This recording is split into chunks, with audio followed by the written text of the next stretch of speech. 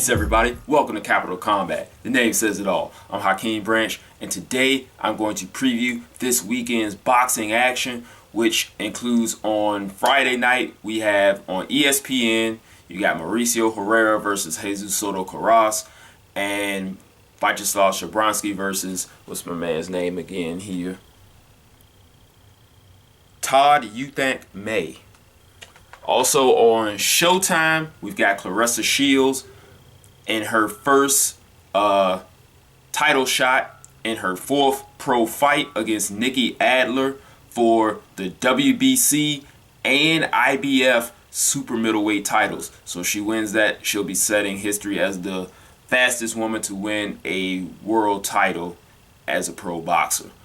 Then on Saturday, we have also on ESPN Vasyl Lomachenko versus Miguel Marriaga and Raymond Beltran versus Brian Vasquez. So I'll go from Friday up and we'll talk about those fights.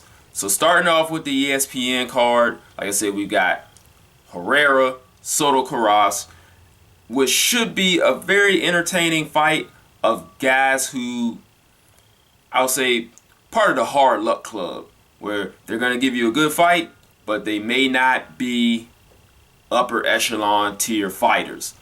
Now, Herrera has been on the wrong end of a few decisions. It's unfortunate for him, but he still brings it in every fight. Then you've got Soto Karass, who's a very durable, very steady guy who keeps the pressure on you for the entire length of the fight. This will be a 10-round fight, but I believe with Herrera's faster hands and more accurate punching, he should be able to secure a tight decision against Soto Karass. The rounds will be close, but Herrera should do enough work to win this. He's not facing one of those marquee name guys to where he wouldn't get the benefit of the doubt, as opposed to, say, Danny Garcia or someone like that.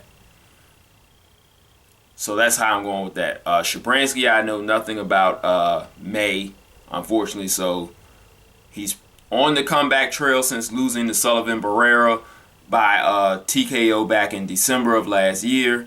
I believe this is his first fight back. I haven't seen his name on the docket in a while. So we'll see how he bounces back from that loss and if he can stay a player in the light heavyweight division. On to the title fight on Friday night. Like I said, Claressa Shields, Nikki Adler. Nikki Adler is a very, very good fighter. She has great head movement. She's very accurate. She's not particularly fast at all, but she has 12-round fight experience.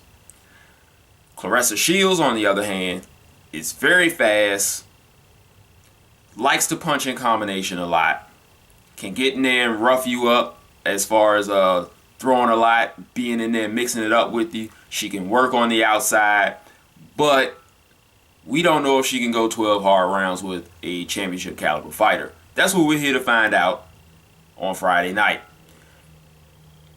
I think early on it's going to be all Shields. She's going to be able to beat Adler to the punch. She's going to be able to land in combination. Like I said, both women employ great head movement. And Adler, like I said, likes to work behind that jab. Shields will work behind hers as well, but she's more ready to throw combinations than Adler does. Adler's a very patient fighter. She likes to pick her spots and usually can catch women in between punches. Like if they throw a punch, she can throw two and catch them that way.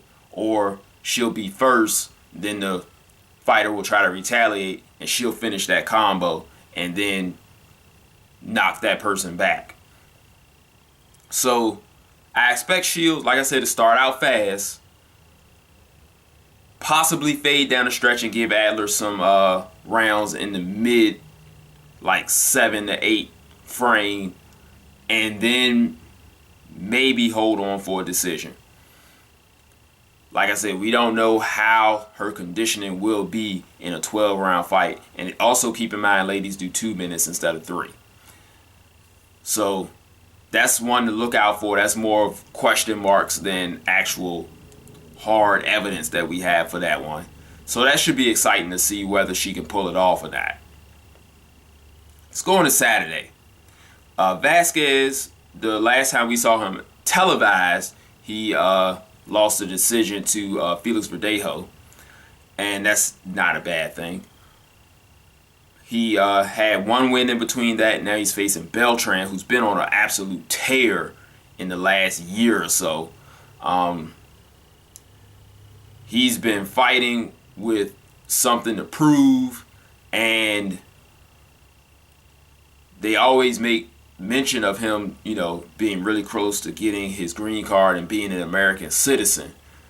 So each fight he comes out there with a huge fire in his belly, and it's been showing in some highlight reel knockouts coming off that left hook. Beltran, he's been a hard luck guy. Before his highlight reel knockouts, he was mostly known as Manny Pacquiao's sparring partner, but now he's starting to make a name for himself by putting heads to bed. And Vasquez, his only stoppage loss is to Takashi Uchiyama, who's a great fighter, and I believe he just retired a few weeks, like last week or earlier this week. Everything's starting to run together, sorry. But like I said, he is a very good fighter who can give Beltran some work. Now, as far as how the skills match, I think Vasquez is a little bit faster, but Beltran, with that veteran savvy, he knows how to place his punches. And if you saw from his last fight, he was in there with a guy who was faster than him as well. Didn't matter. Like I said, he places his shots well. He knows when to throw, and he knows how to throw. And that ends up being the difference. And I think that's going to be the difference in this fight. Main event, Lomachenko, Marriaga. Marriaga's coming off a loss to Oscar Valdez back, I believe it was in July. And Lomachenko just beat, I don't even remember, because these fights are getting very non-competitive for Lomachenko. So, let me see. I'll just put it right there. Not expecting this one to be competitive either. Sosa. It was Jason Sosa. Marriaga is coming up a weight class, coming off a loss to a very young, hungry guy. While Lomachenko isn't a young guy, he's still hungry. He's got some of the best footworks in the game. He's got some of the best accuracy in the game. And that offensive accuracy and great footwork lends to great defense. Marriaga likes to charge forward. He likes to place his shots. He throws a wild overhand right. But the question is, can he land it on Lomachenko? And Valdez, he had a willing target who wanted to just bomb away on him and gave him opportunities to land. And he never really put Valdez in any trouble, but he was just landing punches. So now he's going up against a bigger, faster fighter in Lomachenko who moves around a lot. So really the question is, how long does this go? Can Lomachenko stop him, or does this just become a 12-round showcase fight? That's the question. I don't know if I've seen Marriaga get dropped, but we've also seen him come back from those. So we'll see what Lomachenko can do. We know he's going to win. The question is how. So that's it for this one, guys. I wanted to keep it real quick, throw a little bit of skill in there, a little bit of predictions, but just give you something to really look out for on these fights coming up. Make sure you like the video. If you haven't done so yet, click the bell button to subscribe. Rob should be coming out with something as well.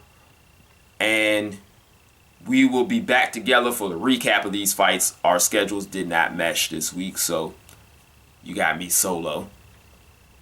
Hit us up on our social media platforms, Capital Combat across the board, and we'll see you in the next video.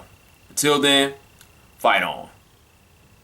This is round one, and you've already lost. They don't seem to see that everything we've done is coming and cost. My fists are on fire, I perform till I perspire. My demons are in a rage, keep thinking that it's a game. I kick crime, hurricane. I told them I don't play, I'm liquid. Black Street Fighter.